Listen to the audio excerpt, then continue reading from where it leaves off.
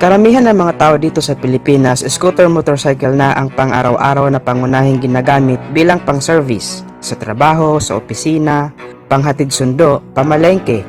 Napakadali lang kasi nitong i-drive. Napaka-convenient at presyong pangmasa pa. Kaya pumatok talaga sa Pinoy ang Yamaha Mio at Honda Click 125 dahil sa abot kaya ang presyo nito. Kaya nga hindi masyado pumatok ang mga naglalakihang bersyon ng maxi scooter kagaya ng T-Max, Boardsman 650, Forza 750. Hindi nga rin kasi ito praktikal gamitin dahil bukod sa masyadong mahal ang kanyang price tag ay napakalaki din ng kanyang overall body size at medyo mahirap siya isingit-singit sa traffic. Kaya nga ginawa nito ng paraan ng ibang motorcycle company na maglabas din ng smaller version ng kanilang mga high-cc maxi scooter. Para naman at least bukod sa mga Mio at Click, may iba pa silang pagpipilian. At currently ito ngang si Yamaha ay patuloy na rin ng pagpuproduce ng kanilang smaller version ng X-Max. From 300cc ay meron na rin itong 125cc version. Sa video na to ay tatalakayin natin ang bagong X-Max 125 at alamin natin kung ano-ano ba ang mga pang-market nito at kung sulit din ba ang price. Pero bago tayo mag-umpisa ay huwag kalimutang mag-subscribe at pakihit na rin ang likes bilang suporta sa ating munting channel. Ang X-Max 125 ay smaller brother ng X-Max 300.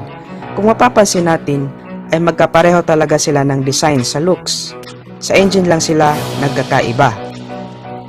Ang kanyang displacement ay 125cc, single overhead cam engine.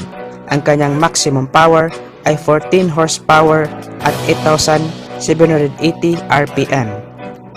Ang sabi ng Yamaha kapag sumakay ka sa motor na to ay ma-experience mo agad ang easy handling with strong acceleration dahil na rin sa torque nito na 12 Nm at 6,500 RPM.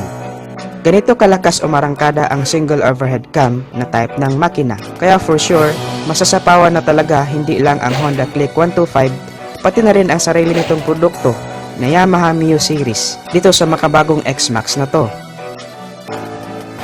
Kapag nagbabiyahe tayo, papuntang trabaho or long distance driving ay hindi talaga natin maiwasan ang mabuhangin, mabasa, malangis o in short, madulas na daanan.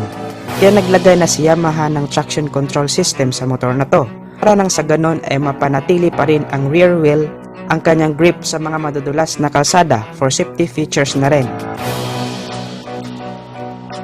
Minsan mahirap din basta na lang ipatong o iwan na lang ang ating helmet sa motor dahil posible itong manakaw. Ang solusyon naman ni NMAX dito ay mas nilakihan pa ang underseat compartment na kasya ang hindi lang isa kundi dalawang helmet. Sa looks naman ay walang duda na napakaangas talaga ang design ng motor na to. Lahat tayo agree dyan. Kahit saang anggulo mo siya tingnan ay mapapawaw ka talaga. Lahat ng parte ng motor na to ay binigyan ng importansya ni Yamaha, lalo na yung comfortability ng rider at back rider.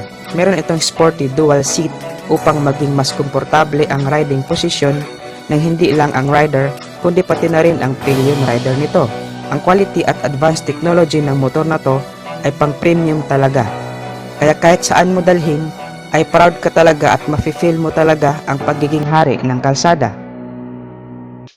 Meron itong 13 liters of fuel tank capacity at dahil nga meron na rin itong blue core na trademark na ni Yamaha sa kanyang mga scooter, samahan mo pa ng VVA o variable valve actuation ay mas pinapatipid pa nito ang kanyang fuel consumption na nakakatakbo ng 43 kilometers per liter. Naka-ABS o anti-lock braking system ang preno nito sa likod for safety features at adjustable din ang kanyang windshield. Ang size naman ng gulong niya sa unahan ay 120 by 70 size 15 at sa likod naman ay 140 by 70 size 14. So medyo malaki ang gulong niya. Proportion din lang sa kanyang body size. Pangit din naman tingnan kung malaki ang body tapos maliit ang gulong. Meron itong 4 na color variant katulad ng Blazing Gray, Phantom Blue, Sonic Gray at Radical Red. Ang kagandahan din nito ay pwede mong lagyan ng iba't ibang setup ang X-Max 125, lalo na kung gusto mo pa na talagang pagandahin ang forma nito. Pwede mo itong lagyan ng rear carrier bracket O kung gusto mo naman ng mas lalong komportable ang backride mo, pwede mo rin itong lagyan ng passenger backrest. Pati ang windshield, pwede mo rin palitan ng mas maikli o mas mahaba. Overall performance ay masasabi ko talaga na okay ang scooter na to.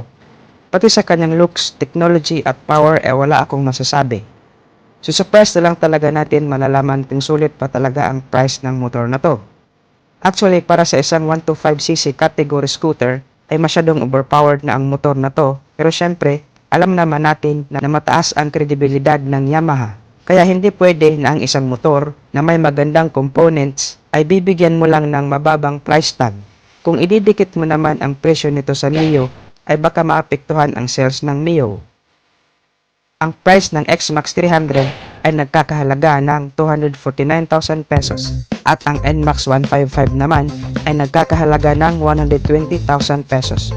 So most probably naglalaro ito somewhere sa 100 or 105,000 pesos. Hindi rin pwede na itapat natin ang kanyang presyo kay NMAX sa kadahilan ng mas mataas pa din ang engine specs ng NMAX. So kung sakali man na ilabas ito sa Pilipinas ay nagdidepende pa rin sa tao kung alin ang tatangkilikin nila na motor. Depende rin kasi ito sa pangangailangan at budget ng mamimili. Tayong mga Pinoy ay napaka-practical natin when it comes sa mga motor. Gusto natin ng mas mura pero de kalidad at very useful na motor. Kaya mas tinangkilik natin ang Yamaha Mio Series at Honda Click kasi napaka-practical nito.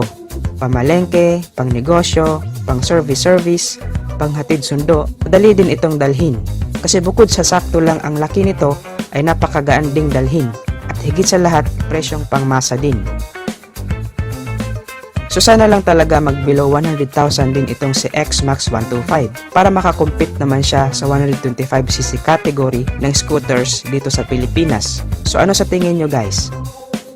Paki-comment sa comment section down below kung ano ang masasabi nyo sa video nating to. Stay tuned lang tayo mga ka-Wizard Moto dahil marami pa tayong motorcycle news and reviews na itatampok natin sa ating channel. Feel free na rin to browse my channel for more videos about motorcycle. Guys, maraming salamat sa panonood at suporta. Ang channel na to ay para sa'yo. Ride safe lang as always and God bless.